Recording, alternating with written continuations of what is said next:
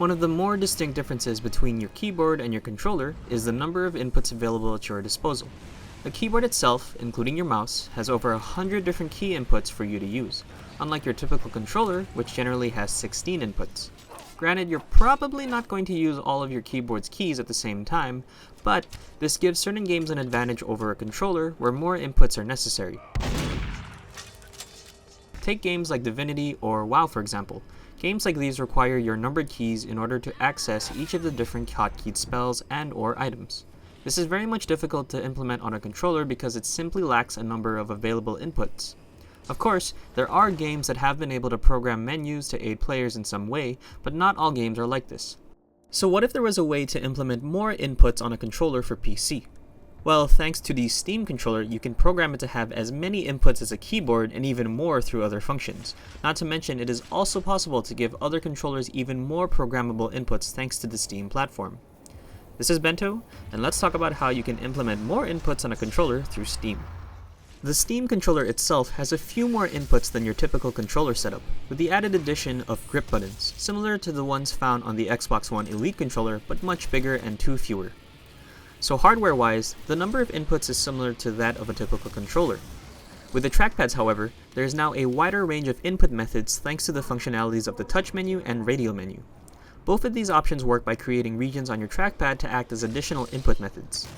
The touch menu itself is a square-shaped menu where you can program different inputs, while the radial menu is a circular menu, as its name implies, where you can also program different inputs.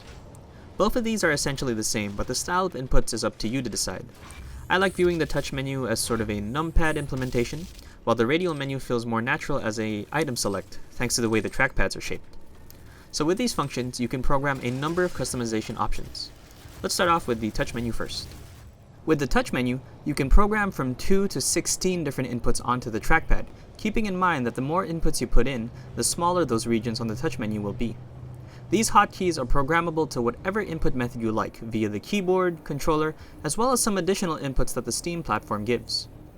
After selecting your input method, the selected key will appear on the touch menu along with a title if you decided to put one.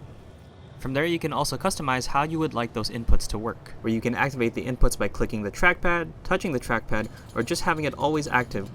In terms of visuals, you can customize the positioning and size of the menu as well as the opacity.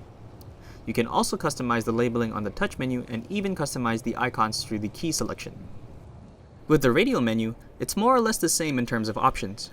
Just like the touch menu, you can customize the number of inputs, the types of input methods, as well as the visual design of the menu. The key differences between the two are that the radial menu offers up to 20 inputs, has an additional center button, and includes a click option if you program a touch-only radial menu. Pretty cool. Now, these menu options give you a lot more buttons to work with, but you can have even more than that. When you select an input type that you can register a key for, there is also the option of activators. Activators are essentially additional keystrokes that you can perform to allow an input to function differently. This means that a single button on a controller can output different inputs. For example, when I press my Y button on the controller, the game switches weapons. Now when I double tap it, it does a melee. Additionally, if I hold the button for a period of time, it switches weapon mods. This is the power of activators. As I've said, it can be done on any controller input as long as you can register a key, which means this can also be done on menu options as well. Now to do a little math, let's say for example you have 20 keys programmed on the radial menu and you want more. You program each of those keys with an additional activator and now you have an additional 20 keys for a total of 40 keys. Now, let's say you want one more activator on each key again. You now have a total of 60 keys at your disposal, about half a standard keyboard. But that's not all, folks. Next is a function called mode shifting, which means that for a certain function layout, such as a single touchpad, a joystick, or even the face buttons, you can completely give it another new set of functions to program by using another input button on the controller. Take this touchpad for example. Currently it's programmed to show a radial menu with 20 keys. Now if I hold my right bumper and touch the trackpad again, I get a completely new radial menu option. This functions just like a default radial menu and is completely independent from the other one. Now because it acts like a normal radial menu, this means it also has the options of activators as well. meaning that if you were to program the menu in the same way I did the previous Radial menu, you could have another 60 keys at your disposal for a total of 120 inputs on the left trackpad itself. Now you have as many inputs as a standard keyboard. Now for a little more fun, you can also program the right trackpad to have the same menu functionality with all of the activator and mode shift options. If programmed in the exact same way, you're looking at another 120 inputs for a massive total of 240 inputs on both trackpads, literally more than double the standard keyboard. Wait, what's that? You want more? Okay, well, there are these things called action sets, which lets you program a completely new layout in your controller, which, by the way, you can switch in-game. So, if you program an action set with those exact same touchpad functions, you can get 480 inputs. Okay, seriously, who needs this number of inputs on a— Okay. But in all seriousness, the Steam controller can give you the option of a lot more additional inputs thanks to all of its unique functionalities.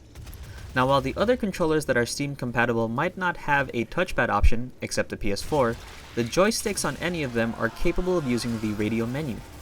Not only that, but each controller is also capable of using activators, mode shifting, and action sets as well.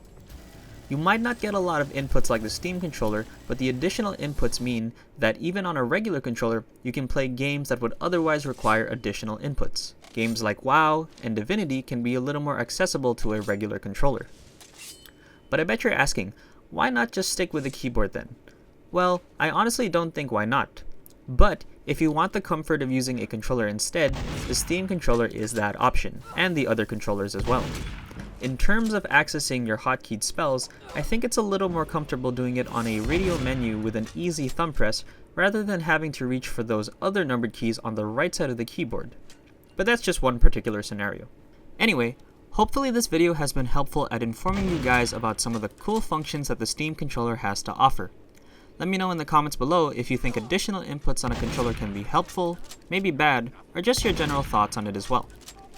Thanks for watching, guys, and I'll see you all next time.